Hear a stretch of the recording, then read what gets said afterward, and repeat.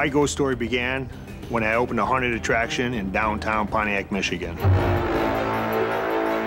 Me and my brother are co-owners of EREBUS. EREBUS is a haunted house, haunted attraction. The building's 100,000 square feet. It was vacant for 40 years. In the process of building it, we tore walls down. We found a petrified cat in one wall that they built. And as we started doing this, certain things happened. Hearing pipes creak, and then you cut the pipes out and you're still hearing pipes creak. You know, footsteps. You just kind of blow that off. You just assume it's the settling of the building. I actually sold my house to buy this place because no bank was going to give us a loan to build a haunted house. Now I have permanent residence there. I have a loft up on the 3rd floor. As the people actually come into the building, we start on the 2nd floor. We go upstairs and down ramps. We put them through a maze on the 2nd floor, take them up to the 3rd floor, and then we work them down a ramp back to the 1st floor, and then they exit from there. Zach is my nephew. He's been with us since he's been a kid, working in a haunted house. My take on the paranormal world is I'm a complete skeptic. On the off season, there's 7 of us that work full time. It's the guys who work there 7 days a week, all year round, who see the most things. You know, whispers, something touching their ear, seeing a dark shadow move from left to right. They go on and on about stories. When we bought the building, there's rumors and stories about this homeless guy who died in the basement. We couldn't find anything about the death, but we did have the sleeping bag and the pillow still sitting there. We left it there just to keep his presence around. There's been several times where I actually hear footsteps, thinking somebody else is in the building, and I'll actually get up out of bed, grab my flashlight, and run through the building looking for somebody. There's been 2 occasions where I'm 100% convinced that somebody's in this building. I've actually called the police. They brought out the K9 units. We searched the whole building and found nothing. When word got out that the haunted house was actually haunted, we were contacted by several paranormal investigating teams. Key team heard some stories and wanted to do an investigation the Saturday before Halloween, which is our busiest day. And he wants to come after everybody goes through. Thousands of people come through the building, it's gonna stir up the spirits. So we had already been working hard on Saturday, and now he comes in at 2:30 in the morning and wants to set up his equipment. I didn't want to stay up. My lovely boss and uncle was the one who made the final decision to put me as the babysitter. I actually retired and went to sleep on the 3rd floor.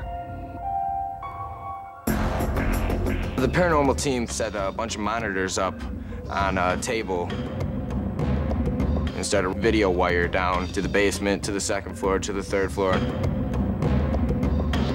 Once all the equipment was set up, I left a couple of the guys in the basement, and they were doing what they were doing. I went up to the 2nd floor, and I had a couple guys moving back and forth through this long hallway where we've been told to have seen shadows and ghosts walking down the hallway.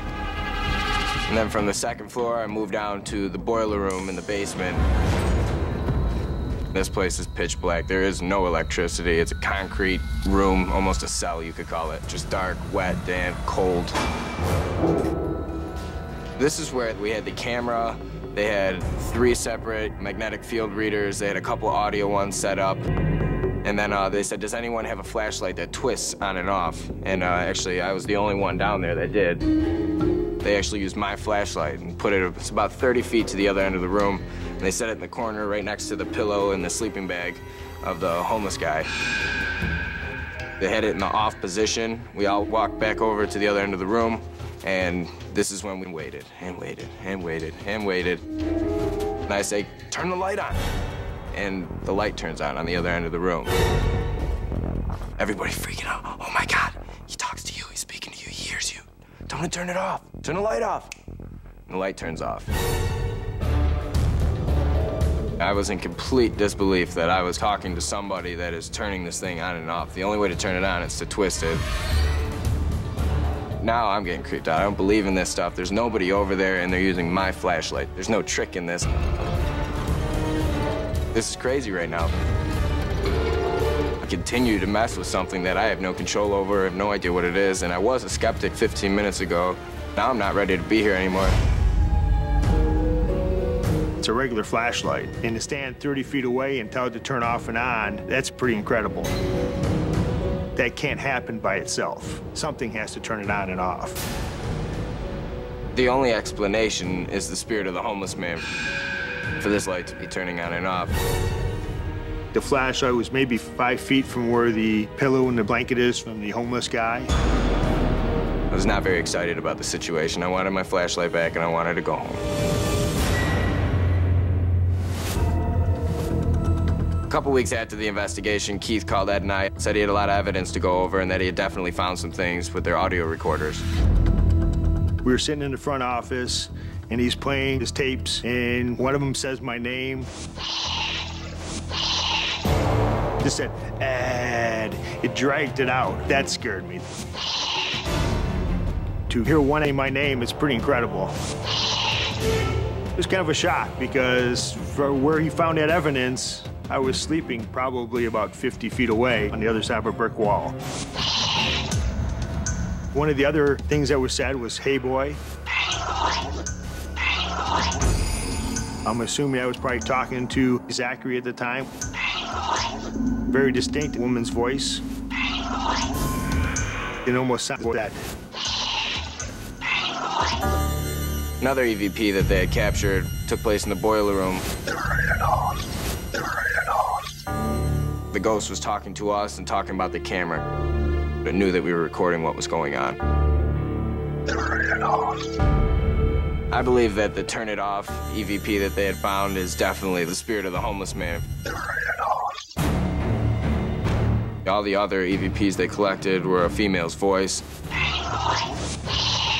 And this was the one male voice that we had. When you're recording all this stuff, you can't audibly hear it. You have to bring it back in and go through all the evidence to hear this stuff. And then you go back and you're going, wow, this was happening while we were standing there.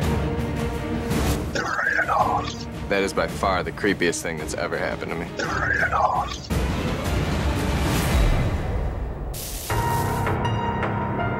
This experience has changed my life. I'm a believer now. I have to learn to live with the spirits. This experience definitely proved to me that spirits do exist and they can communicate with our world.